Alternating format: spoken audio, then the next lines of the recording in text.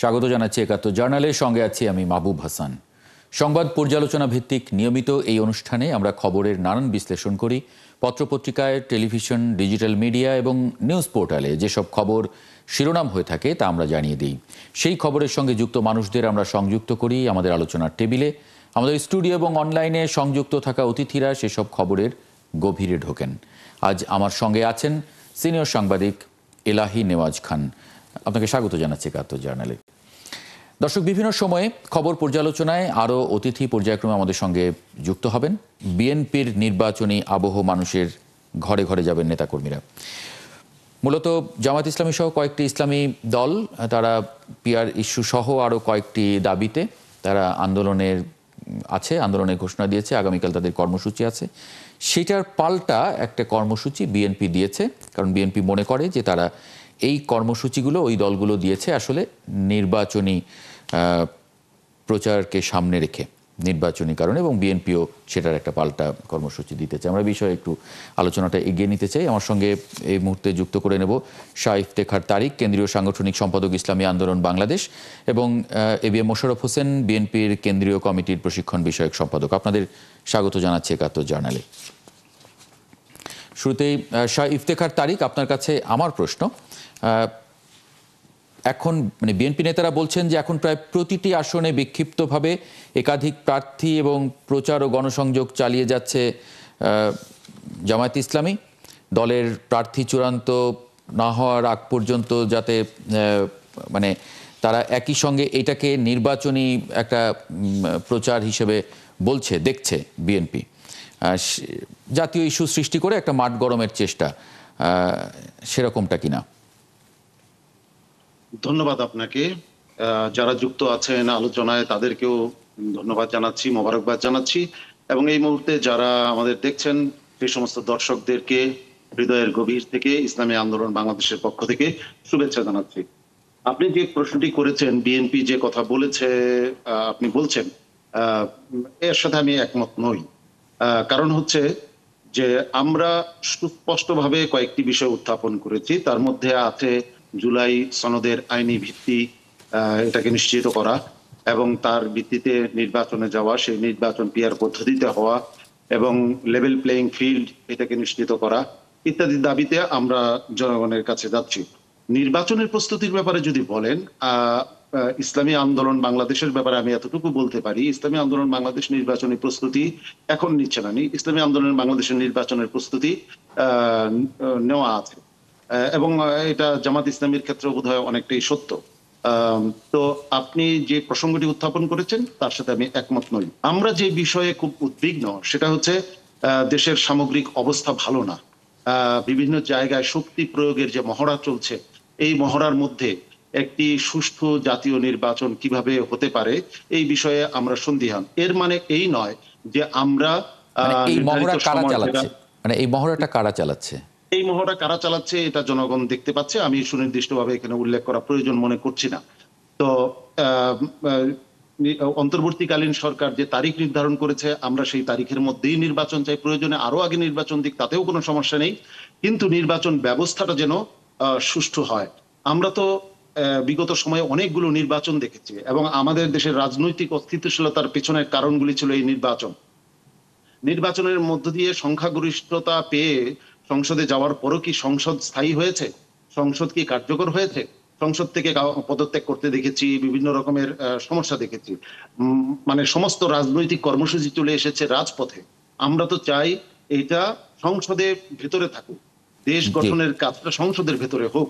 এই জন্য আমরা নির্বাচনী নির্বাচন সবাই চাইছেন, কিন্তু প্রক্রিয়াটা নিয়ে আপনাদের আপত্তি। এখন এই দাবিটা আসলে দেবে কারা? এটা কি বিএনপি এটা দিতে পারে? বিএনপি যদি মেনে নেয় পিআর, বিএনপি তো শুধু বিরোধিতা করছে, বিএনপি মেনে নিলে আপনাদের আর কোনো আপত্তি নেই, আপনারা ঘরে ফিরে যাবেন? হ্যাঁ, এখানে আসলে বিএনপি কে মানানো, চাপ দিয়ে মানানো বিষয়টা এভাবে না দেখে আমরা যদি এভাবে দেখি, বিএনপি একটি দায়িত্বশীল রাজনৈতিক দল। তাদের ভূমিকা হবে হলো অভিভাবক সুলভ, নেতৃত্ব সুলভ। আমরা তাদের কাছ থেকে এটা প্রত্যাশা করি। হ্যাঁ, অভিভাবকের কাছে তো সবাই আমরা গিয়ে চাই আসলে। অভিভাবককে কি আমরা চাপ দেই? এটা কি চাপ না? এটা এটাকে চাপ হিসাবে নেওয়ার প্রয়োজন মনে করছি না। জি, আচ্ছা, বিএনপিও চাপ হিসাবে মনে করছে কিনা একটু জিজ্ঞেস করি। এবিএম মোশাররফ হোসেন, বিএনপিকে একটা দায়িত্বশীল দল হিসেবে তারা মনে করছেন যে আপনারা এটা মেনে নিলে সমস্যার সমাধান হয়। বিএনপি আসলে কোন জায়গায়? বিএনপি তাদের সঙ্গে তো আসলে একটা মিটিংয়ে ছিল, সভা সমাবেশে চলে আসতে হলো কেন? আসলে আপনারাও একটা পাল্টা কর্মসূচি দিচ্ছেন, সেটা নির্বাচনী আবহ বা ঘরে ঘরে গিয়ে বলা, সেটা যেই হোক, একটা কর্মসূচি তো বিএনপি দিয়েছে, ওটার পাল্টা। ধন্যবাদ আপনাকে, ধন্যবাদ যারা আমাদেরকে দেখছেন সবাইকে আমি শুভেচ্ছা জানাচ্ছি। আপনি এখানে যে প্রসঙ্গটি উত্থাপন করেছেন, আসলে এখানে দেখবেন যে আজকে অনেকটা নির্বাচন, এখানে ইসলামী ঐক্যজোটের সাংগঠনিক সম্পাদক আছেন, অত জামাতের ইসলামী আন্দোলন বাংলাদেশ, ইসলামী আন্দোলন বাংলাদেশে। কিন্তু আপনি লক্ষ্য করবেন যে একদিকে এখানে তারিক সাহেব বললেন যে তারা আপাতত নির্বাচনী ভাবছেন, কিন্তু আমরা যারা বিএনপি আছি সারা বাংলাদেশে কিন্তু ওনারা নির্বাচনী প্রার্থী ঘোষণা করেছেন। তারা প্রতিদিন সভা সমাবেশ করছে, গণসংযোগ করছে, সংগঠনকে শক্তিশালী করছে। সুতরাং তাদের এই বক্তব্যের সাথে বাস্তবতার খুব একটা সামঞ্জস্য আছে বলে আমরা মনে করি না। একদিকে যেমন পিআর এর কথা বলছে, অন্যদিকে আবার নির্বাচনের প্রস্তুতি তারা নিচ্ছে, অর্থাৎ একটা ডাবল স্ট্যান্ডার্ড তারা মেনটেন করছে। এই জিনিসটা কিন্তু স্পষ্ট করতে হবে, এই কথাটা স্পষ্ট করতে হবে। আমি আমার নিজের এরিয়া দিয়ে বলি, এখানে তারিক সাহেব নিচ্ছে মানে হয়তো জানবে যে আমি পটুয়াখালীর বাসিন্দা। আমি জানি ওখানে তারা প্রতিনিয়ত ফজরের নামাজ পড়েই তারা কিন্তু ক্যাম্পিং শুরু করে এবং তাদের কর্মী সভা চলে, কিভাবে আগামী দিনে নির্বাচনকে সুসংগঠিত করবে এই হিসাবে তারা কিন্তু তাদের কাজ চালিয়ে যাচ্ছে। আর অন্যদিকে জনগণকে বিভ্রান্ত করার জন্য একটা তারা পিআর পদ্ধতি আজকে কথা বলছে। আমি আপনাকে একটু কথা বলি, এখানে আমরা সবাই দায়িত্বশীল রাজনৈতিক দল, তারিক সাহেব বলছে, আমরাও বিশ্বাস করতে চাই। আপনি দেখবেন যে ঐক্যমত কমিশনে যে আলোচনাগুলি হচ্ছে, অর্থাৎ ওখানে তারিক সাহেব বলেছে যে সংসদে আমরা যাই, এটা কার্যকরী হচ্ছে না। আসলে এখনো যদি আমরা ঐক্যমত হই অথবা সকলে মিলে যদি একটা সিদ্ধান্ত নেই, পরবর্তী সময় দেখা গেল যারা রাষ্ট্রীয় ক্ষমতায় গেছে অথবা যারা বিরোধী দলে আছে তারা এই শর্তগুলি মানছেন না অথবা এই নিয়ম নীতি না করে তাদের মতো পলিটিক্স করছে, সেখানে তো প্রতিবাদ হবে, সেখানে তো আপনার সবার মতামত বক্তব্য তুলে ধরবে, সেখানে কারো পক্ষে যাবে কারো বিপক্ষে যাবে। এইটাই হলো রাজনীতির গণতান্ত্রিক একটা চর্চা। এলাহি নওয়াজ খান, কোনো প্রশ্ন বা মন্তব্য যদি থাকে আমার অতিথির কাছে। আমার মন্তব্য হচ্ছে যে বাংলাদেশে যে শেখ হাসিনার 15 বছরের যে কর্তৃত্ববাদী শাসন, সেই শাসনের মধ্যে প্রধান দাবি ছিল নির্বাচন। কোন ধরনের নির্বাচন? অবাধ, সুষ্ঠু ও নিরপেক্ষ, তিনটা বিষয়। কিন্তু আমরা দেখেছি যে শেখ হাসিনার 15 বছরে যে কটা নির্বাচন হচ্ছে, অবাধ হয়েছে, সুষ্ঠু হয় নাই, নিরপেক্ষ হয় নাই। দাবি ছিল যে সুষ্ঠু নিরপেক্ষ নির্বাচন করা। সেক্ষেত্রে মনে হয় কোনো দলের কোনো দ্বিমত নাই। এখন যেটা সামনে এসছে সেটা হলো, আসলে 5ই আগস্টের পর থেকেই কিন্তু সবাই নির্বাচনের দিকে চলে গিয়েছে। শুধু জামাত না, বিএনপিও রাস্তাঘাটের পোস্টার দেখলে তো বোঝা যায় 5 আগস্ট পর থেকেই সবাই যার যার এলাকায় যারা প্রার্থী হতে চায় তাদের ছবি এবং দলের শীর্ষ নেতাদের, জিয়াউর রহমান, বেগম খালেদা জিয়া, তারেক রহমানের ছবি সম্বলিত ওই ব্যক্তি যিনি প্রার্থী হতে চান তাদের পোস্টার কিন্তু আমরা অনেক আগের থেকে দেখছি। অর্থাৎ নির্বাচনে যত আপনার একটা নির্বাচনের পরিবেশ সৃষ্টির দাবি করা হোক, রাজনীতিবিদরা সবসময় তাদের দাবিগুলি করবেন এবং একই সঙ্গে এইটাই রাজনীতির দাবিও করবেন, একই সঙ্গে নির্বাচনের প্রস্তুত করবেন। আমার মনে হয় সেটা চলছে। পিআর নিয়ে গোড়ার থেকেই বিএনপির সাথে জামাতের বা অন্যান্য যারা এই বিরোধটা আছে। এবং আমি বিশ্বাস করি যে ফ্যাসিবাদ বিরোধী যেসব রাজনৈতিক দলগুলি আছে, নির্বাচনটা না হয় যাতে এরকম কোনো সংঘাতের জায়গায় তারা যাবেন না, এটা হলো আমার বিশ্বাস। কারণ তারা জানেন যে এই সংঘাত আলটিমেটলি একটা বড় ঝুঁকি সামনে নিয়ে আসতে পারে।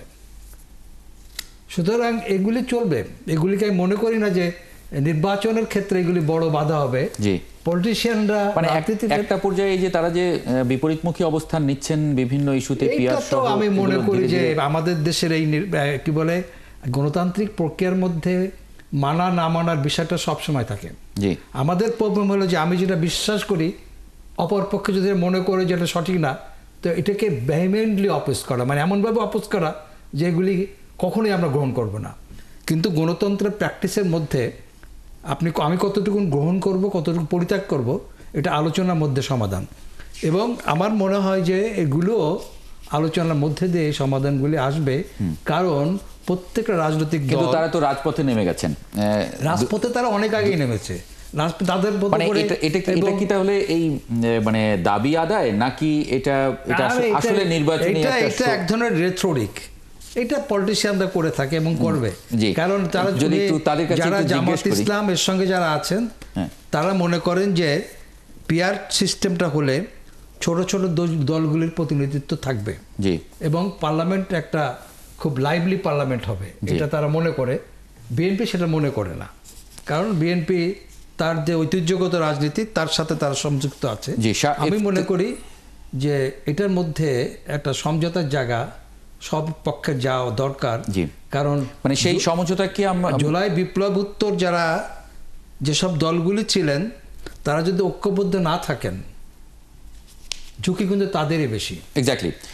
শাহ ইফতেখার তারিক, মানে সেই ঝুঁকি কি আপনারা মাথায় রেখে আলোচনা চালিয়ে যাচ্ছেন, আবার আন্দোলন করছেন? মানে ব্যাপারটা কি এরকম যে এলাহি নওয়াজ খান যেমন বলছিলেন যে এটা আসলে আপনারা নিজেরাও জানেন, সুতরাং একটা সমঝোতায় আপনাদের আসতেই হবে? আমি বিশিষ্ট সাংবাদিক এলাহি নওয়াজ খান, ওনার অভিজ্ঞতা লব্ধ যে বক্তব্যটা শুনলাম, চমৎকার লাগলো। উনি ঠিকই বলেছেন, এখানে একটা সমঝোতায় আসা উচিত।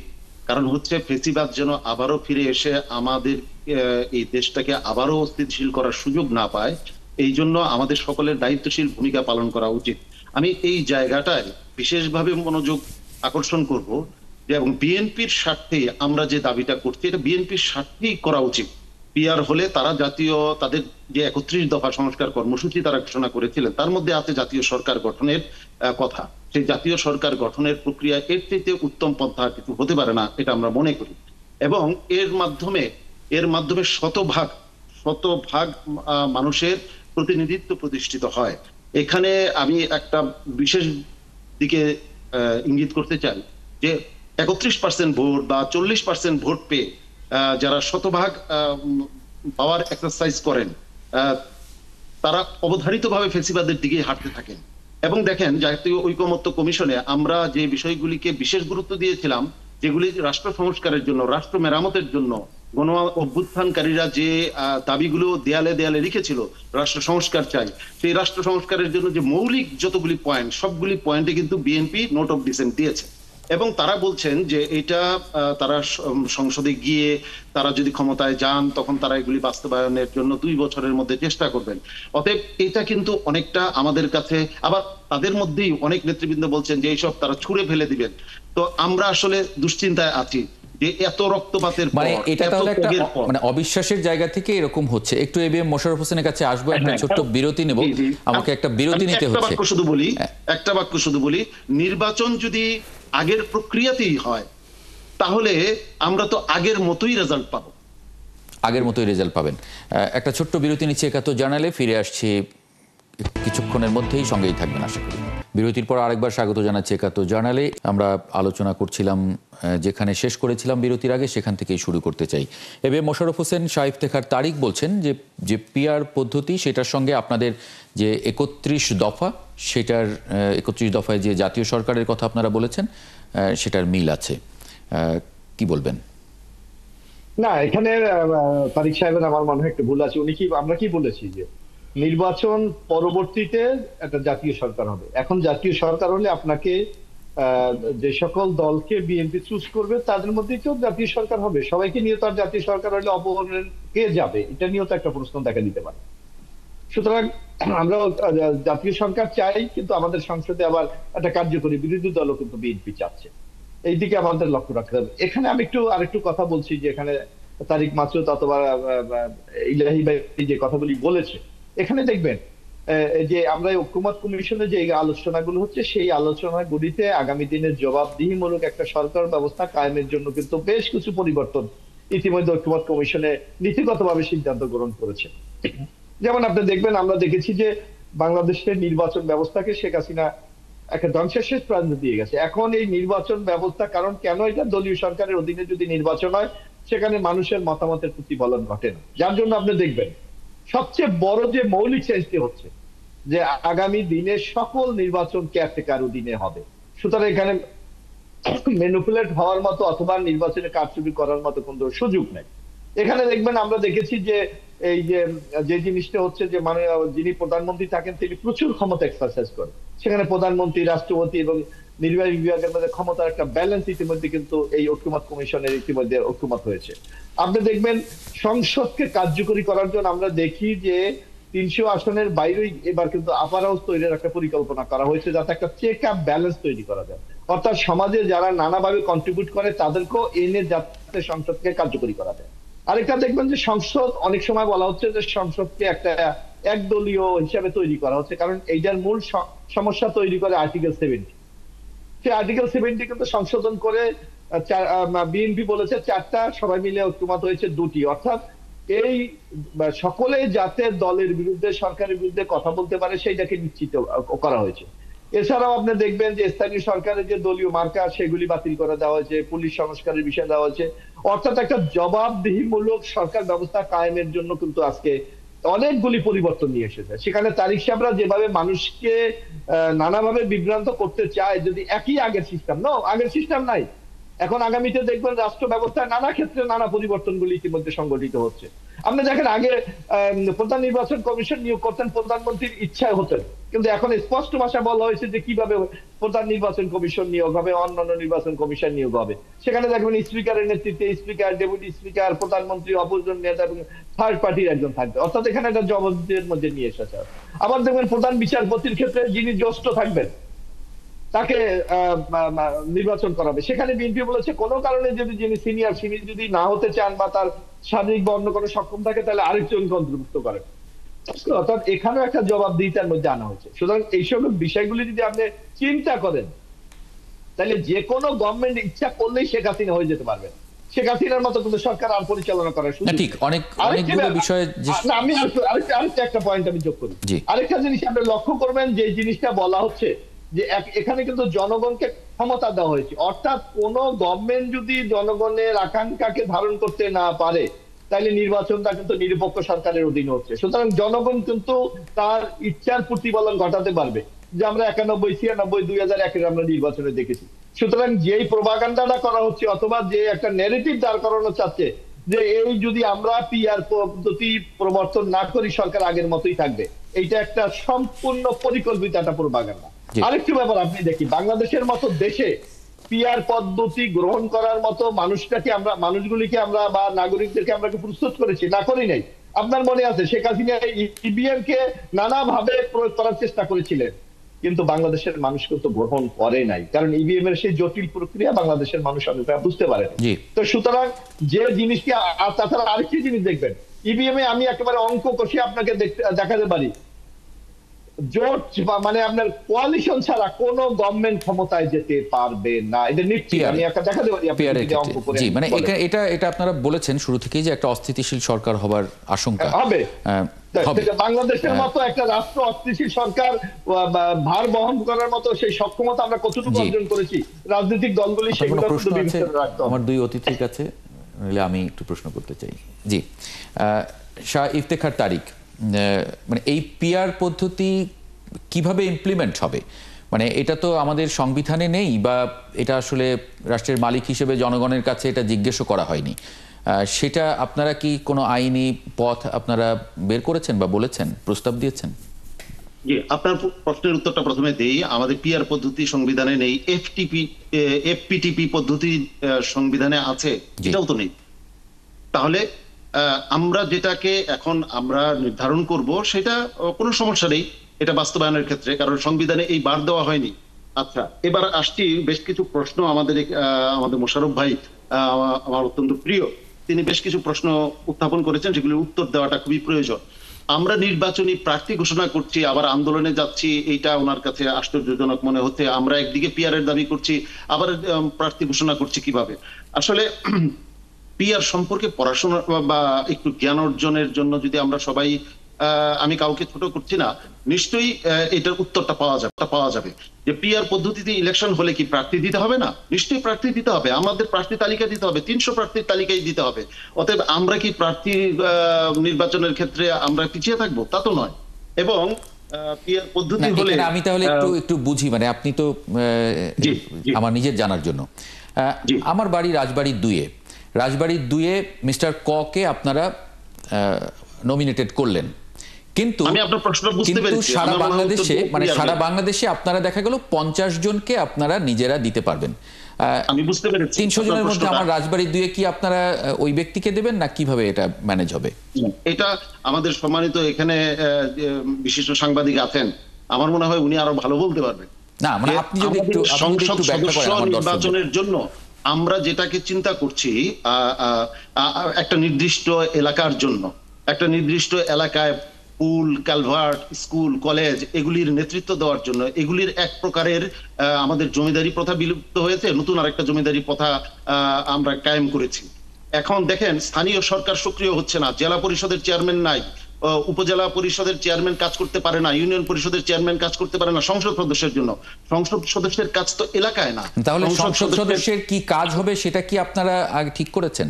এটা সংবিধানে আছে, আমরা সেই সংবিধানকে বারবার করেছি।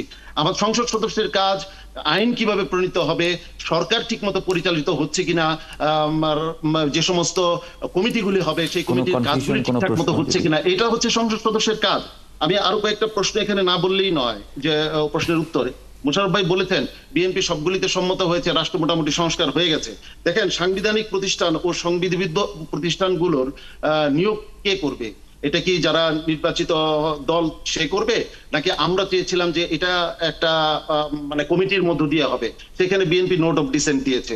দলের প্রধান এবং সরকার প্রধান এক হতে পারবে না, বিএনপি সেখানে নোট অফ ডিসেন্ট দিয়েছে। মানে রাষ্ট্রের মূল সংস্কারের জায়গাগুলিতে বিএনপি নোট অফ ডিসেন্ট দিয়েছে। তার মানে বিএনপি যদি ক্ষমতায় যায় সেগুলি তারা বাস্তবায়ন করবে না।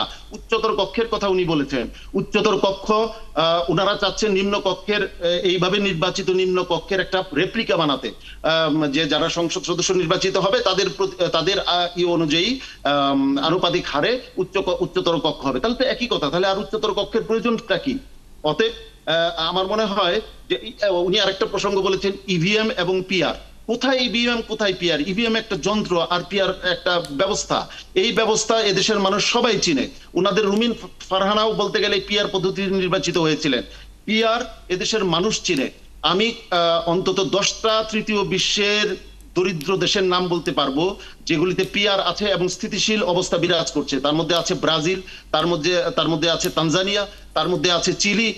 এই দেশগুলিতে তো অস্থিতিশীলতা নাই। উনি আরেকটা কথা বলেছেন যে সরকার অস্থিতিশীল হবে। দেখুন, সরকার অস্থিতিশীল হওয়া ভালো নাকি রাষ্ট্র অস্থিতিশীল হওয়া ভালো? সরকার যদি অস্থিতিশীল হয় তাতে তো রাষ্ট্র হবে না। একটা বিমান, আমি গতকাল আপনার প্রশ্নটা ঘিরে অনেকগুলো প্রশ্ন আপনি এবি মোশাররফ হোসেনের কাছে করেছেন। আমি কিছু কথা বলতে চাই, সেটা হলো যে আমার ঠিক সাংবাদিকতার যে দৃষ্টি, মানে দীর্ঘ 47-48 বছর ধরে এই পেশার সাথে আছি, আমি যেটা মনে করি যে যত পদ্ধতিই আপনারা করেন না কেন, এবং মাইন্ডসেটটা ইম্পর্টেন্ট। আমরা যদি, আপনার মানসিকতা যদি সেরকম না হয় তাহলে কোনো পদ্ধতিই কার্যকর হবে না। আপনি ধরেন যে বিচার বিভাগকে পূর্ণ স্বাধীনতা দেওয়া হলো, কিন্তু রাজনৈতিকভাবে যদি কোনো বিচারককে চিফ জাস্টিস করেন কিংবা অন্য জাজ নিয়োগ করেন, সে যদি বিচারক হিসাবে দায়বদ্ধ না থাকে, যেটা আমরা গত 15 বছর দেখেছি, দলীয় লোক নির্বাচন বিচারপতি করা হয়েছে এবং সে দলের নির্দেশে চলেছে, কিন্তু বিচারক তো সেভাবে চলতে পারে না। সুতরাং আপনি যত পদ্ধতি দেন না কেন, যদি আপনার মানসিকতা, মাইন্ডসেটটা যদি ঠিক না হয়, আপনি কোনো পদ্ধতি কার্যকর হবে না। এবং আমরা যেটা লক্ষ্য করি, যে কোনো গণতান্ত্রিক দেশে আলোচনার মাধ্যমে সমস্যার সমাধান, গণতান্ত্রিক পদ্ধতির সবচেয়ে বড় সৌন্দর্যের জায়গা হলো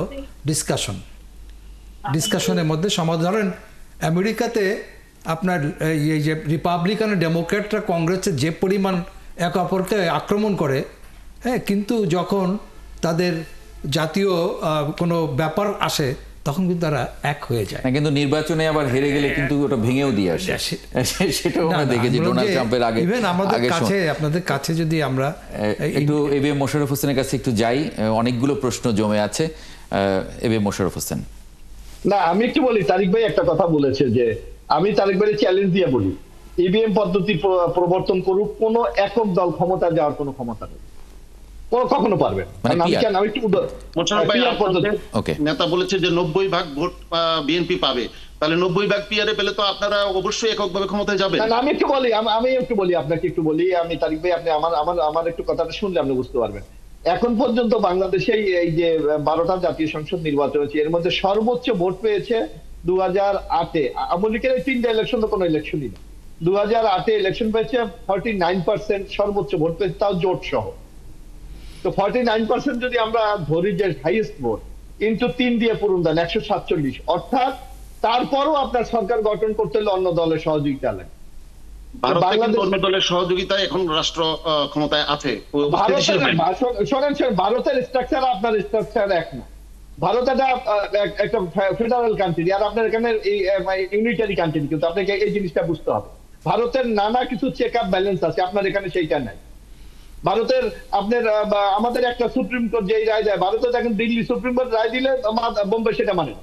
এটাকে আমি বলতে চাচ্ছিলাম যে ওখানে অস্থিতিশীল হয় নাই সরকারটা, এটাই আমি বলতে চাচ্ছি। হবে না, ওদের যে সিস্টেমে অস্থিতিশীল না হওয়ার তো কোনো কারণ নাই, তাদের সিস্টেম। কিন্তু আমাদের দেশে আপনি কখনো পিআর পদ্ধতিতে কোন দল এককভাবে রাষ্ট্রীয় ক্ষমতায় সরকার গঠনের কোনো সুযোগ নাই, তাহলে নিশ্চয়ই একটা অস্থিতিশীল অবস্থা তৈরি হবে। দেখা যাবে বাংলাদেশের মতো যে আর্থসামাজিক অবস্থা এবং আমাদের অর্থনৈতিক যে অবস্থা, একটা দেশ বছরে 2-3 বার সরকার পরিবর্তনের সেই ভার কি বহন করতে পারবে? নেপালের দিকে তাকান, কি অবস্থা, কি হচ্ছে নেপালে এই পিআর পদ্ধতির কারণে। মোশাররফ ভাই, নেপালে কিন্তু পিআর নাই, ওখানে মাত্র 10% হচ্ছে পিআর, বাকি 90% হচ্ছে এপিটিপি পদ্ধতি। যাক, ঠিক আছে, আপনাকে দেখতে হবে এই জিনিসগুলি। আপনি যদি জনগণের রাজনীতি করেন, মানুষের কল্যাণের জন্য রাজনীতি করেন, আর আপনি যদি মনে করেন যে আমি যে কোনো ভাবে আমার সংসদে যেতে হবে, তাহলে আপনি পিআর পদ্ধতির পক্ষে আপনি কথা বলতে পারেন। কিন্তু যদি বাংলাদেশের জনগণের ভাগ্যের পরিবর্তন চান, একটা স্থিতিশীল বাংলাদেশ চান, তাহলে অবশ্যই আপনাকে বর্তমান যে পদ্ধতি আছে এই পদ্ধতিতে, হ্যাঁ, আমি আপনাকে ওপেন চ্যালেঞ্জ দিই আপনাকে একটা, যদি আপনারা মনে করেন ইসলামী শাসনতন্ত্র আন্দোলন অথবা জামাতে ইসলাম যে আমরা পিআর পদ্ধতি প্রচলন করব, আপনারা আগামী জাতীয় সংসদ আছে, সেখানে আপনাদের ম্যানিফেস্টোতে উল্লেখ করে জনগণের কাছে আপনারা ভোট প্রার্থনা করেন যে আমাদেরকে যদি আপনারা রায় দেন আমরা পিআর করবো, আমরা মেনে নেব যদি জনগণ আপনাদের পক্ষে রায় দেন। মোশাররফ ভাই, কালো টাকা এবং অস্ত্রের কারণে যদি নির্বাচিত ভালো মানুষগুলি হতে না পারে, তখন কিভাবে সেটা উত্থাপিত হবে? পিআর পদ্ধতিতে আমি তো চ্যালেঞ্জ দিয়ে আপনাকে বলি, পিআর পদ্ধতি থেকে নমিনেশন বাণিজ্যের সম্ভাবনা না 100%। আপনি এটা কিভাবে ঠেকাবেন? আমি চ্যালেঞ্জ আপনার নিতে পারি, কারণ এটা হবে না, এটা হবে। আমি তো বললাম হবে। এখানে বাংলাদেশে দয়া করে আপনারা কোনো ব্যাপারে চ্যালেঞ্জ নিয়েন না। না, এখানে ব্যাপার হলো যে না, আমি বলছি যে মানে এটা নেগেটিভ কোনো চিন্তা থেকে বলি নাই, আমি বলছি যে দেশের চ্যালেঞ্জ নিয়ে তো বিষয়টা হলো যে কে কতটুকু পজিটিভ অবস্থায় আপনারা জনগণের, সবাই জনগণের কথা বলে। নিয়াজ ভাই, আমি আপনাকে একটু বলি, বর্তমান যে পদ্ধতি আছে এই পদ্ধতিতে একটা প্রার্থীকে জিততে হলে মিনিমাম 4টা কম্পোনেন্ট তাকে মেনটেন করতে হবে। একটা হলো তার জনপ্রিয়তা, এলাকায় তার গ্রহণযোগ্যতা, এবং ওখানে জনগণের সাথে তার যে কমিটমেন্ট বলেন, চলাফেরা বলেন, জনগণের পরিচিতি বলেন, এইটা, এবং সর্বশেষ হলো তার একটা কমিটমেন্ট, জনগণ কমিটমেন্ট চায় যে উনি কি করতে চায় জনগণের জন্য। কিন্তু পিআর পদ্ধতিতে এই চারটি বিষয়, এই মাইন্ডসেটে এতদিন ধরে নির্বাচন হয়ে আসছে স্বাভাবিকভাবে, এটা এই আলোচনাটা না। তবে যেটা আমার কাছে যেটা মনে হয়েছে গুরুত্বপূর্ণ, সেটা হলো যে আমরা তো শুরু করেছি আলোচনাটা, জি, কোনটা হওয়া উচিত, জি, এটা শুরু করেছে এবং এই শুরুর মধ্যে দিয়ে আমরা একটা জায়গা পৌঁছতে পারব। এক্স্যাক্টলি মানে এই আলোচনাটা এখানে শেষ করতে হচ্ছে। আমি আরেকটা কথা বলা হয়েছে, অতীতে অনেকবার সংস্কারের বিষয়গুলি আসছে, জি, কিন্তু কাজ হয় নাই। অনেক ধন্যবাদ এবিএম মোশাররফ হোসেন এবং শাহ ইফতেখার তারিক, আপনাদের দুজনকে যুক্ত হওয়ার জন্য আজকে ৭১ জার্নালে। দর্শকের পর্যায়ে একটা ছোট্ট বিরতি নিয়ে ফিরে আসছি, সঙ্গে থাকবেন আশা করি। বিরতির পর আরেকবার স্বাগত জানাচ্ছি ৭১ জার্নালে। এই পর্যায়ে আমরা একটু আলোচনা করতে চাই ডিপ্লোমা প্রকৌশলীরা চাকরি সংক্রান্ত সহ মোট 4 দফা দাবিতে সড়ক অবরোধ করে প্রতিবাদ করেছে। বুধবার সকাল 11:30 থেকে 2:30 পর্যন্ত পলিটেকনিক শিক্ষার্থীরা সড়ক অবরোধ করে রাখে। স্নাতক প্রকৌশলীদের সাথে ডিপ্লোমা প্রকৌশলীদের চাকরিগত দ্বন্দ্বের সুরাহা চায় আন্দোলনকারীরা। দাবি না মানা হলে প্রতিদিন এমন সড়ক অবরোধের কর্মসূচি চালিয়ে যাবার ঘোষণা দিয়েছেন আন্দোলনকারীরা। অবরোধের জেরে পুরো রাজধানীতে যানজট ছড়িয়ে পড়ে, ভোগান্তিতে পড়েন অনেক যাত্রী। আমরা এই আলোচনায় একটু যুক্ত করে নিতে চাই অধ্যাপক Syed Abdul Aziz, chairman IDEB research institute এবং কারিগরি শিক্ষা বিশেষজ্ঞ, একই সঙ্গে জুবায়ের পাটোয়ারি, প্রধান কার্যনির্বাহী সদস্য, কারিগরি শিক্ষা আন্দোলন। স্বাগত জানাচ্ছি ৭১ জার্নালে। জুবায়ের পাটোয়ারি, শুরুতে একটু মানে আপনার কাছে একটু জানতে চাই যে আপনারা রাস্তা অবরোধ করে আন্দোলন করছেন, মানুষের অনেক ভোগান্তি হচ্ছে, সেই জায়গা থেকে আসলে এটা কোনোভাবে আলোচনা বা অন্য কোনোভাবে এটা করা যেত কিনা?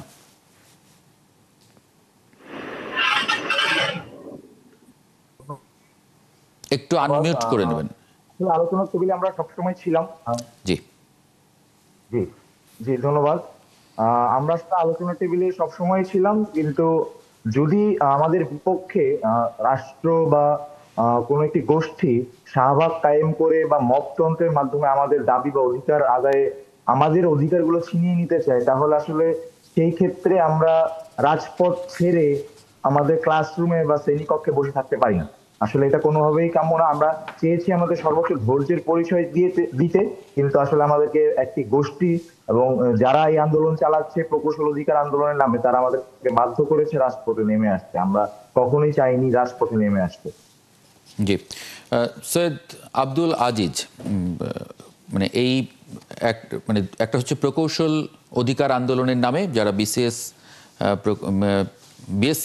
বিএসসি ডিগ্রিধারী, তাদের যে অনেকগুলো দাবি, তার মধ্যে অন্যতম যে প্রকৌশলী পদবি ব্যবহার করতে পারবে না বিএসসি ছাড়া ইত্যাদি, 10ম গ্রেড বা উপসহকারী প্রকৌশলী সমমান তাদের নিয়োগ পরীক্ষা ডিপ্লোমা এবং বিএসসি ডিগ্রিধারী উভয়ের জন্য উন্মুক্ত করতে হবে। মানে আপনার যে একটা কোটা আছে, এটা মানে পরিস্থিতিটা আসলে এইরকম পর্যায়ে কেন যাচ্ছে যে একেবারে মুখোমুখি দাঁড়িয়ে? কারণ আপনারা তো মানে সবাই একসঙ্গেই কাজ করেন, একই ডিপার্টমেন্টে একইভাবে প্রতিদিন মুখ দেখাদেখি হয়। একটু আনমিউট করে নিতে হবে। জি ধন্যবাদ। আমি সর্বপ্রথম ৭১ টিভির দর্শক শ্রোতা বৃন্দকে আমি শুভেচ্ছা জানাচ্ছি এবং কৃতজ্ঞতা জানাচ্ছি আমাকে সংযুক্ত করার জন্য। হ্যাঁ, আমি নিজেও আপনার সঙ্গে একমত যে বিষয়টি উদ্বেগজনক এবং দুঃখজনক। আমরা যারা কারিগরি শিক্ষার সঙ্গে যুক্ত আছি, মূলত এটি প্রকৌশল শিক্ষারই একটি স্তর। প্রধানত প্রকৌশল শিক্ষাটা 3টে স্তরে বিন্যস্ত। আমি যদি বটম আপ অ্যাপ্রোচে যদি বলি, তাহলে একেবারে আমাদের বুনিয়াদি স্তরটা হচ্ছে টেকনিশিয়ান এডুকেশন, মধ্যম স্তরটা টেকনোলজি এডুকেশন এবং শীর্ষ স্তরটি ইঞ্জিনিয়ারিং এডুকেশন। এই 3টি মিলেই কিন্তু প্রকৌশল শিক্ষা বা ইঞ্জিনিয়ারিং এডুকেশন। এটাকে সম্মিলিতভাবে ইঞ্জিনিয়ারিং টিমও বলা হয়। এবং এটা কোনোটি কিন্তু একটি থেকে অপরটি বিচ্ছিন্ন নয়। এবং আপনি যে বিষয়টি বললেন, মুখ দেখাদেখি বা শব্দ চয়ন বা একটি পক্ষ অপর পক্ষের প্রতি শ্রদ্ধার যে অভাব আমরা পরিলক্ষিত করছি, আমরা অগ্রজ হিসাবে এবং শিক্ষক সমাজেরই অংশ হিসাবে আমরা কিছুটা জাতির কাছেও কিছুটা লজ্জাবোধ করছি।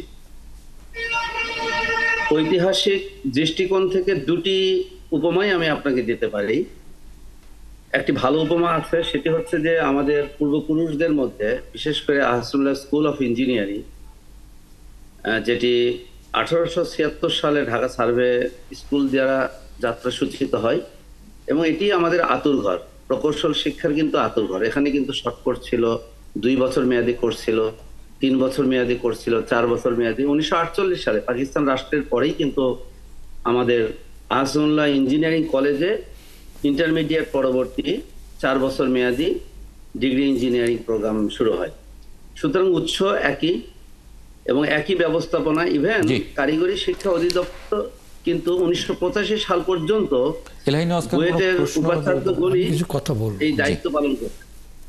সুতরাং এগুলো আমাদের সুখস্মৃতি, এবং এখনো কারিগরি শিক্ষার মধ্যে যদি শিক্ষক পদের দিকে তাকানো হয়, মানে এক্স্যাক্টলি, মানে অধ্যক্ষদের দিকে আমার প্রশ্নটা একটু আপনার কাছে আসবো আরেকবার। আমি একটু জুবায়ের পাটোয়ারি, আপনার কাছে এই পর্যায়ে আসলে কেন আসতে হলো? আপনারা তো, আমি যতটুকু জানি যে যখন মানে কারিগরি, দুঃখিত, যখন এই প্রকৌশলী অধিকার আন্দোলন যখন চলছিল, তখন তো আসলে আপনাদের প্রতিনিধিদেরও ডাকা হয়েছিল, যে সরকারের যে উচ্চ পর্যায়ের একটা মানে একটা কমিটি বা যেখানে কথাবার্তা হচ্ছিল, তারপরেও মানে সেখানে সমাধান হলো না। জুবায়ের পাটোয়ারি। জি ধন্যবাদ। আমার সৌভাগ্য হয়েছিল, জি ধন্যবাদ।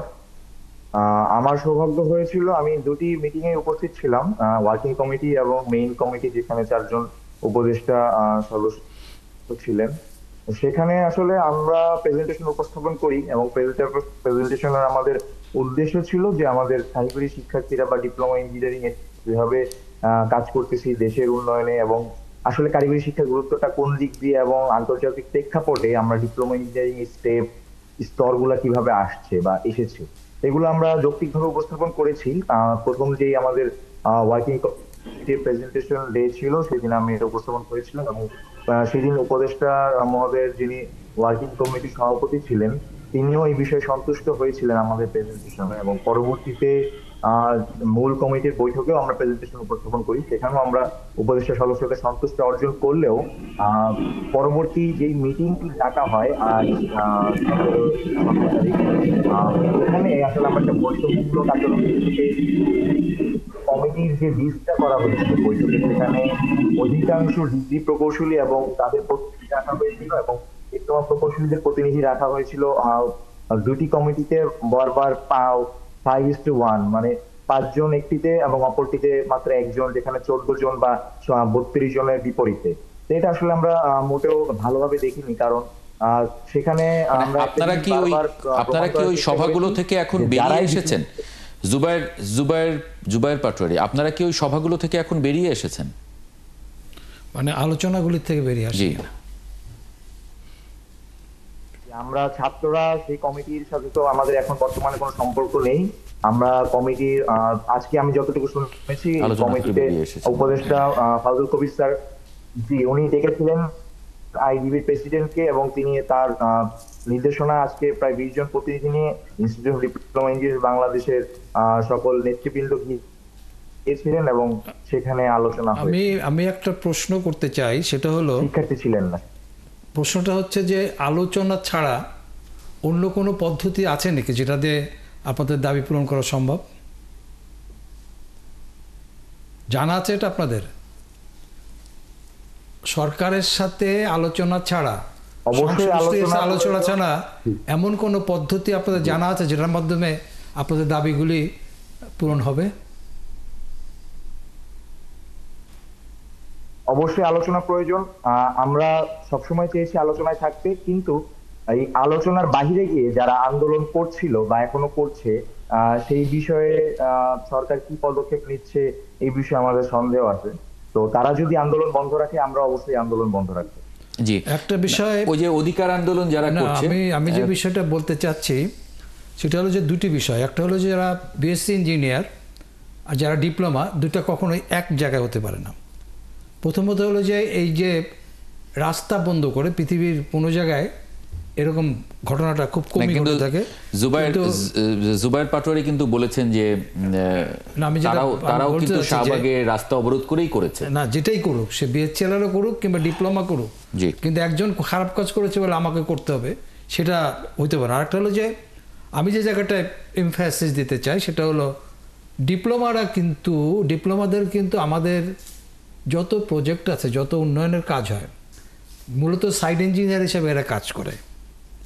পৃথিবীর সব জায়গায় কিন্তু যারা ডিপ্লোমা, ইভেন আমেরিকার মতো জায়গাও কিন্তু ডিপ্লোমাদের বেতন টেতনের ব্যাপারগুলি কিন্তু এতটা অসম্মানজনক জায়গায় নাই যেটা বাংলাদেশে আসে। আসলে বিষয়গুলি সরকারকে যেমন সব দাবি দেওয়াই যে মানতে হবে সব যাবে যে অযৌক্তিক তা না। আমি মনে করি যে সরকারকে সবসময় যৌক্তিক যে বিষয়গুলি আছে এগুলি আলোচনার মাধ্যমে সমাধান করা উচিত। জি, আপনি ধরেন যে অনেক সময় এমনও দেখি যে একজন ডিপ্লোমা সাইট ইঞ্জিনিয়ার আছে, যে রাজমিস্ত্রি, যে আমি যারা কনস্ট্রাকশনের কথায় বলি, যে রাজমিস্ত্রির যে মাস শেষে যে বেতন তার থেকে অনেক সময় দেখা গেলো ডিপ্লোমার বেতন কম। তা আমি মনে করি যে কোনো আলোচনার মাধ্যমে এমন একটা জায়গায় আসা যেখানে এদেরও সবারই সম্মানজনক জায়গা তৈরি হয়। এখানে Exactly. জমিদারিত্ব নাই বা আভিজাত্যের কোনো ব্যাপার নাই। Exactly. তবে একটা জিনিস বলে রাখি, যেমন ডাক্তারদের ক্ষেত্রে যেটা ঘটেছে, ডাক্তাররা কিন্তু যারা টেকনিশিয়ান ছিল তারা ডাক্তার পদবিটা জন্য আন্দোলন করেছিল, সেক্ষেত্রে সেটা তো আদালতের মাধ্যমে হয়েছে। একটা দিছে, হ্যাঁ, সেটা আদালতের সেক্ষেত্রে মাধ্যমে। আমাদের আদালত একটা সমাধান দিতে পারে। জি, এটা একটা উপায় হতে পারে। অনেক ধন্যবাদ জুবায়ের পাটোয়ারি, একই সঙ্গে অধ্যাপক সৈয়দ আব্দুল আজিজ, আপনাকেও ধন্যবাদ যুক্ত হবার জন্য ৭১ জার্নালে। দর্শক, একটা এই পর্যায়ে আলোচনাটা করতে চাই আরেকটি গুরুত্বপূর্ণ খবর। বিশেষ সুবিধায় 10 বছরের জন্য খেলাপি ঋণ পুনঃতফসিলের সুযোগ দেওয়া হয়েছে। আমরা যদি খবরটা সম্ভব হয় আমি একটু দেখতে চাই। ক্ষতিগ্রস্ত ঋণ গ্রহীতা প্রতিষ্ঠানের ব্যবসা এবং আর্থিক ব্যবস্থা পুনর্গঠনের লক্ষ্যে ঋণ সহায়তা ঘোষণা করেছে বাংলাদেশ ব্যাংক। নতুন নীতিমালায় মাত্র 2% ডাউন পেমেন্টের বিপরীতে সর্বোচ্চ 10 বছরের জন্য খেলাপি ঋণ নিয়মিত করার সুযোগ দেওয়া যাবে। আমাদের সঙ্গে যুক্ত আছেন ব্যাংকিং খাত বিশ্লেষক রাহেল আহমেদ। রাহেল আহমেদ, আপনাকে স্বাগত জানাচ্ছি ৭১ জার্নালে। এখানে দেখছি বলা হচ্ছে যে বিগত সরকারের সময় বিশেষ বিবেচনায় ঋণ পুনঃতফসিল, পুনর্গঠন সহ নানা সুবিধা দিয়ে খেলাপি ঋণ কম দেখানো হতো। আওয়ামী লীগ সরকার পতনের পরে তা হু হু করে বাড়ছে। এরই মধ্যে খেলাপি ঋণ দ্বিগুণের বেশি বেড়ে ৫ লাখ কোটি টাকা ছাড়িয়ে গেছে। যারা সেই সময় মানে বিশেষ সুবিধায় আওয়ামী লীগ সরকারের সময় বিশেষ বিবেচনায় যারা ঋণ নিয়েছেন তাদের তো মানে বেশিরভাগই এখন প্রকাশ্যে নেই, বেশিরভাগই কি কারোরই আসলে থাকার কথা না। তাহলে পুনঃতফসিল এটা আসলে কার্যকর হবে কিভাবে? ওই যে ব্যক্তি ঋণ নিয়েছিলেন তিনি বা তার মানে তাকে ছাড়া কি আসলে এটা আবার রেগুলারাইজ করা যাবে? ধন্যবাদ। মানে খুবই এপ্রোপ্রিয়েট প্রশ্ন। বাট যে জিনিসটা কেন্দ্রীয় ব্যাংকের তরফ থেকে বারবার বলা হচ্ছে সেটা হচ্ছে যে ব্যবসা প্রতিষ্ঠান তো একটা চলমান জিনিস, it's a going concern. So ব্যবসা প্রতিষ্ঠানের উদ্যোক্তারা হয়তো এই মুহূর্তে অনুপস্থিত আছেন কিছু কিছু ক্ষেত্রে, সব ক্ষেত্রে না হলেও। বাট ব্যবসাটা চলছিল বা ব্যবসাটাকে তো বন্ধ করা যাবে না, ব্যবসাটাকে চলমান রাখতে হবে। ধরে নেওয়া হচ্ছে অবশ্য যে ম্যানেজমেন্ট আছে, সেপারেট ম্যানেজমেন্ট সেটা রান করছে, সেখানে বিভিন্ন পদস্থ কর্মকর্তারা আছেন, শ্রমিকরা আছেন, তাদের সবার ভাগ্যটাকেও তো আমাদেরকে দেখতে হবে। আমার যেটা মনে হচ্ছে যে কেন্দ্রীয় ব্যাংকের এই সম্পূর্ণ চেষ্টাটার পেছনে কাজ করছে যে প্রতিষ্ঠানের যে কর্মচারী যারা আছেন তারা এবং তাদের পরিবারেরও একটা নির্ভরতা রয়েছে এই প্রতিষ্ঠানটিকে চলমান রাখবার জন্য। তো সেই ক্ষেত্রে এই ঋণের যে ওনারা যেভাবে জিনিসটাকে কাজ করানোর চেষ্টা করছেন, যে এই রিভিউ গুলো করে সেইটাকে যদি একটা নতুন ভাবে ঋণের ইয়েটাকে দেয়া যেতে পারে তাহলে হয়তো প্রতিষ্ঠানটিকে চলমান রাখা সম্ভব হবে। সেইটিকে মাথায় রেখে এটা করার চেষ্টা করা হচ্ছে। মানে যে রেগুলার ঋণ এবং এই যে সুযোগটা দেয়া হলো সেই দুটোর মধ্যে কি কোনো বৈষম্য আছে নাকি এটা ঠিক আছে? রেগুলার ঋণের ক্ষেত্রে তো সেটা নেই। ধরুন এখানে যেগুলো মন্দ ঋণ হয়ে গেছে সেই মন্দ ঋণটাকে তো এখন রিকভার করতে হবে। আনফরচুনেটলি বাংলাদেশে আমাদের এই অতীত অভিজ্ঞতায় আমরা দেখেছি যে সেই মন্দ ঋণের এগেনস্টে যে ধরনের কোলাট্রাল থেকে থাকে সেই কোলাট্রাল গুলো রিকভার করা সম্ভব হয় না, এনাফ কোলাট্রালও থাকে না। কিছু কিছু ক্ষেত্রে বাংলাদেশে আমাদের, বেশিরভাগ ক্ষেত্রে, আমি কিছু কিছু ক্ষেত্রে বলবো না, যে আইনগত জটিলতার কারণেও সেখানে আপনার এনফোর্সমেন্টের ক্ষেত্রে অনেক ডিলে হয়। 10 বছর, 15 বছর, 20 বছর চলে যায়। অর্থ ঋণ আদালতের কেস আছে যেগুলো 10 বছর, 15 বছর, 20 বছর ধরে চলছে, কিন্তু সেখান থেকে আমরা যথেষ্ট পাচ্ছি না, এনফোর্সমেন্টের ক্ষেত্রে সহায়তা পাওয়া যায় না। সেই জায়গাটাতে যদি আপনি লোনটাকে রিশেডিউল করে কোনো না কোনো ভাবে সেটাকে যদি রিশেডিউল করে বিজনেসটাকে যদি চলমান রাখা যায় কিছুটা হলেও। একেবারে যদি কোনো রাস্তা না থাকে তখন তো আর কোনো উপায় নেই, জি। কিন্তু সেইটার মেরিট যাচাই করতে হবে। সেই ক্ষেত্রে কেন্দ্রীয় ব্যাংক যে মেরিট গুলো যাচাই করবার জন্য যে কমিটি করেছেন অথবা যারা পর্যবেক্ষক আছেন, তারা যদি ওই মেরিট গুলো যাচাই করে কেস টু কেস বেসিসে, সেই মেরিটের বেসিসে যদি এটা করা হয়, তাহলে এটা একটা পদ্ধতি হতে পারে। এটাই যে একমাত্র পদ্ধতি হবে তা না, বাট এটা একটা পদ্ধতি হতে পারে।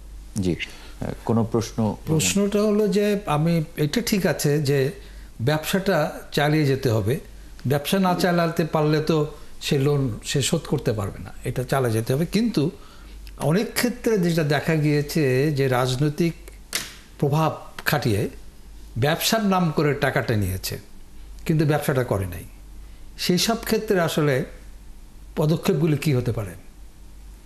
সেই ক্ষেত্রে তো সত্যি কথা বলতে ভাই, আসলে কোনো পদক্ষেপের জায়গায় আপনি রাখছেন না। আমি যদি নিয়ে থাকি টাকা বলে যে আমি একটা টেক্সটাইল মিল করব, অথচ আমি টেক্সটাইল মিলটা তো করিনি, বরং সম্পূর্ণ টাকাটা দিয়ে হয়তো আমি জমি কিনেছি অথবা বিদেশে বাড়ি কিনেছি। সেই ক্ষেত্রে এখন টেক্সটাইল মিল যেটা আছে সেই মেশিনগুলো ঝাঁঝরা হয়ে গেছে, সেটাকে আর চালানোর মতন কোনো উপায় নেই। আর অথবা আমি ওভার ইনভয়েসিং করেছিলাম, সেখানে আমি অনেক টাকা বাইরে নিয়ে চলে গেছি।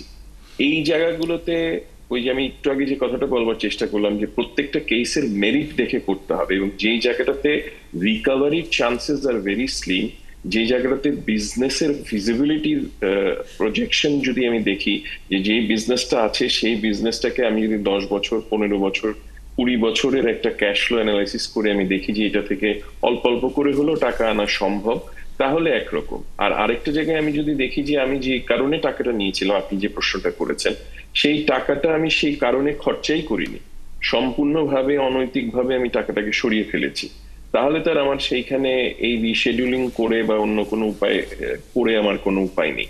আমাকে তখন সম্পূর্ণভাবে আইনগতভাবে আমার যতটুকু অধিকার আছে ব্যাংক হিসেবে বা আর্থিক প্রতিষ্ঠান হিসেবে, সেইটারই আমার এনফোর্সমেন্টে চলে যেতে হবে।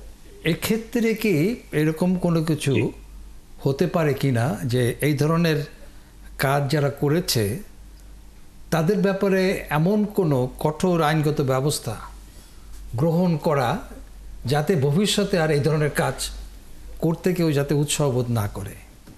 আমি আপনার সঙ্গে 200% সহমত। আমি তো মনে করি আমার ব্যাংকিং খাতের অভিজ্ঞতার ভিত্তিতে আমি মনে করি বাংলাদেশে আমরা যেরকম বিভিন্ন রকমের দ্রুত বিচার ট্রাইব্যুনাল করেছি, বিশেষ জন্য আলাদা ট্রাইব্যুনাল করেছি, ব্যাংকের ঋণ খেলাপিদের কিছু কিছু ঋণ খেলাপিদের দৃষ্টান্তমূলক শাস্তি দেওয়ার জন্য এই ধরনের একটি ট্রাইব্যুনাল হওয়া অবিলম্বে জরুরি, এবং খুব দ্রুততার সাথে, সেটা ওই বছরের পর বছর আইনগত জটিলতার মধ্যে না ঘুরে খুব দ্রুততার সাথে আমরা যদি এই 6 মাস থেকে 1 বছরের মধ্যে ম্যাক্সিমাম এই ধরনের দৃষ্টান্তমূলক যদি কয়েকটি শাস্তি কাউকে দিতে পারি, তাহলে হয়তো কিছুটা হলেও সেটার একটা ফলাফল আমরা দেখতে পাবো। দ্রুত বিচারটা করা আর কি, যাতে করে ভবিষ্যতে অত্যন্ত দ্রুত, এবং এটার জন্য অত্যন্ত দ্রুততার সাথে বিচারটা করা। এখানে আমাদের আইনগত জটিলতা এত আছে, আমরা বছর 10 ধরে শুনছি ল কমিশনের বিভিন্ন রকম পর্যালোচনা, আইনগত পরিবর্তন, বিভিন্ন কিছু আমরা শুনেছি, অনেক বৈঠক হয়েছে, অনেক কিছু হয়েছে, কিন্তু আসল কাজটা হয়নি।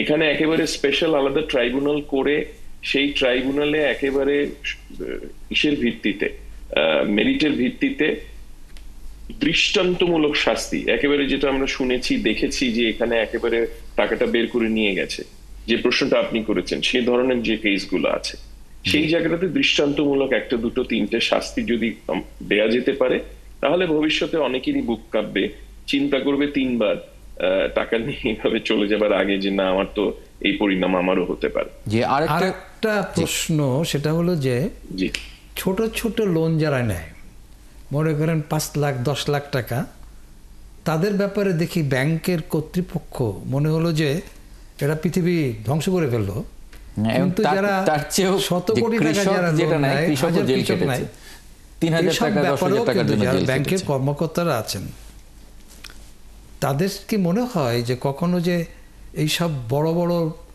ব্যবসায়ীদের সঙ্গে যারা বড় লোন নেয় কোনো ধরনের অনৈতিক ব্যাপার থাকতে পারে যেটা সমাধান হওয়া দরকার ব্যাংকিং সেক্টরে?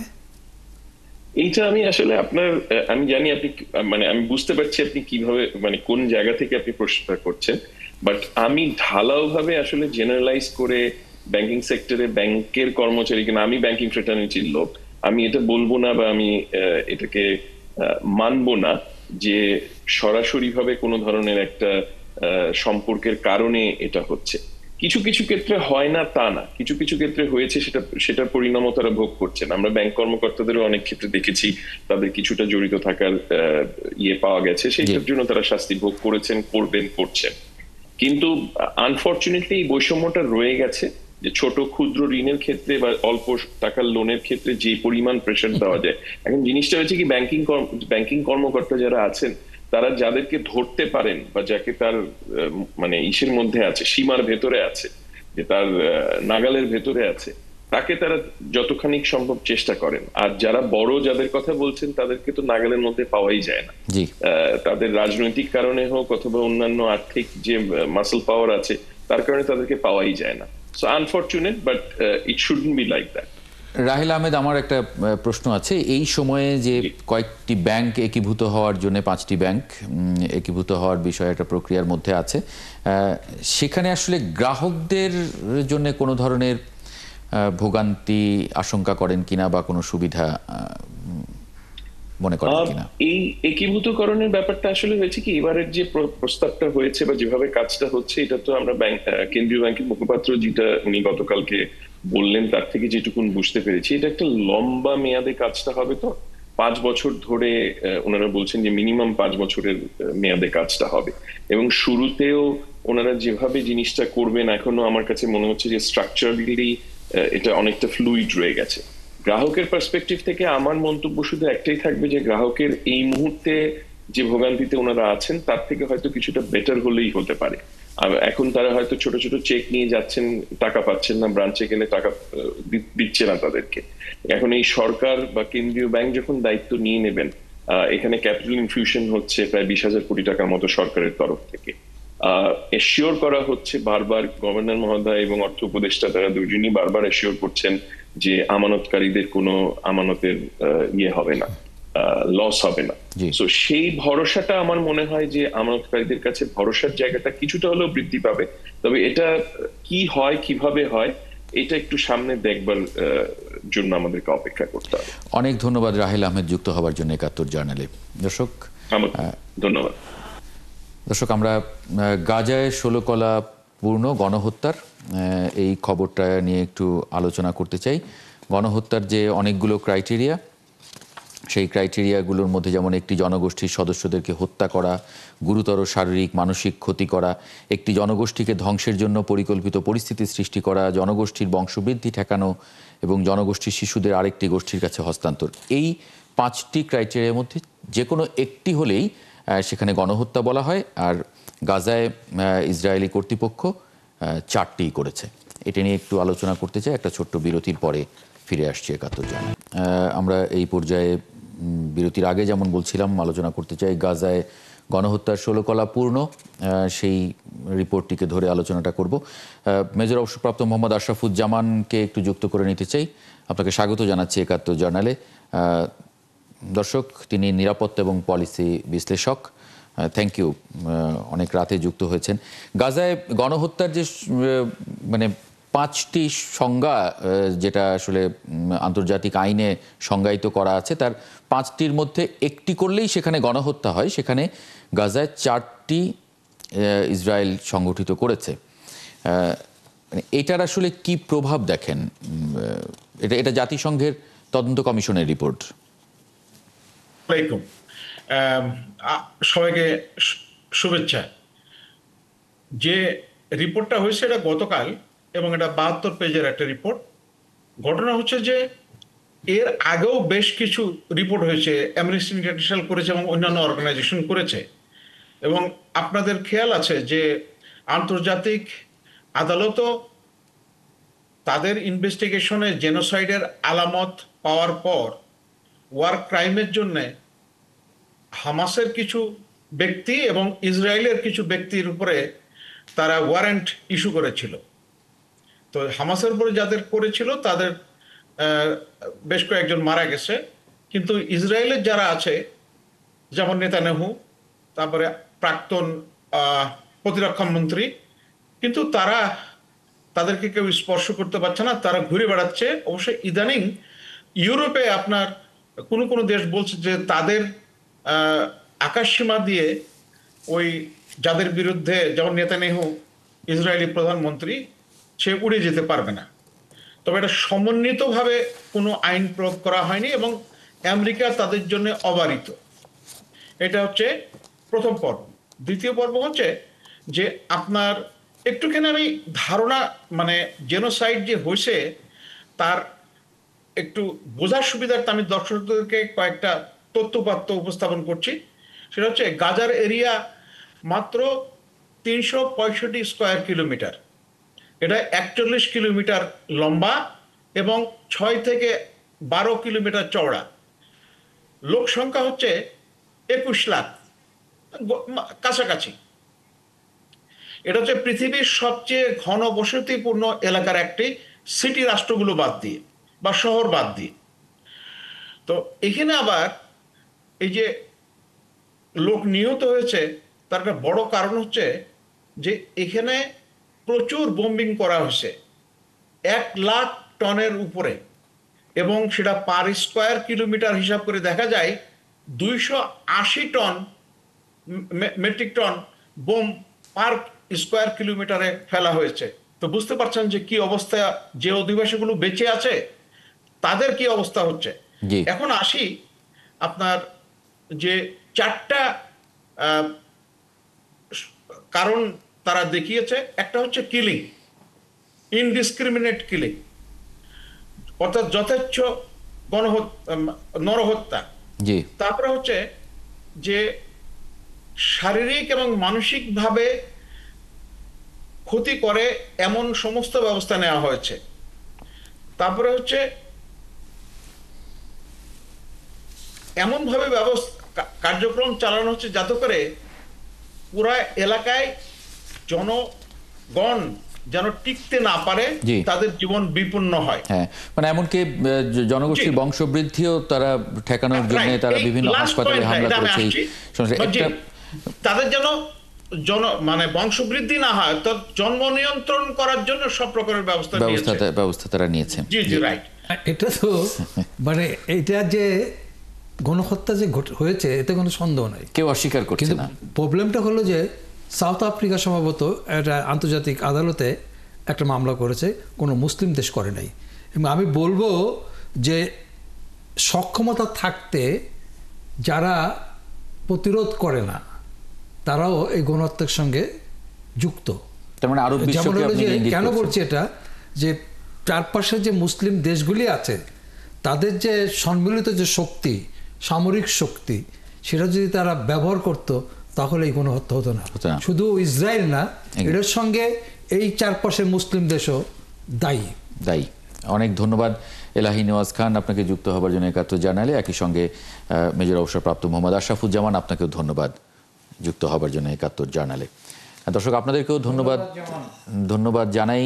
আগামীকাল একই সময় 71 দেখার আমন্ত্রণ জানিয়ে রাখছি, সঙ্গেই পাবো আশা করি।